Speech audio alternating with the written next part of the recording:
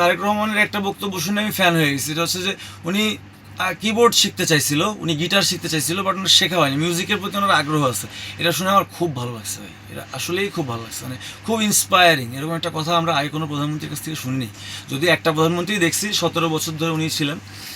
I have মানে no say about politics, আমার পলিটিক্সের ব্যাপারে কথা বলাই উচিত না যে কেমন ছিল, বাট আমার কাছে মনে হয়েছে যে দেশটা অনেকটা শান্তিপূর্ণ হয়ে গেল। জনাব তারেক জিয়া সাহেব, যিনি প্রধানমন্ত্রী তারেক রহমান, উনি খুব সুন্দর করে করতেছে বিষয়টা।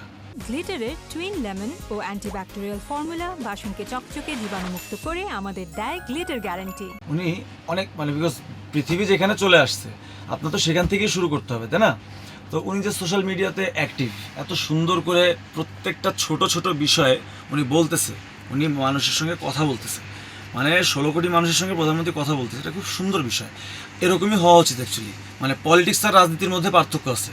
পলিটিক্স হচ্ছে যে মানে যেটা মানে মানে the the system that serves the polity, আর রাজনীতি হচ্ছে চৈনক্যের রাজনীতি, মানে রাজত্ব করার জন্য যেটাকে মানে তৈরি করা হয়েছে আর কি, যে রাজত্ব করতে হবে। তো আমার কাছে কেমন জানি মনে হয়েছে কিছুদিন আগে চৈনক্যের রাজনীতি চলতেছিল, এখন সামহাও পলিটিক্সটা শুরু হলো আমার কাছে মনে হচ্ছে।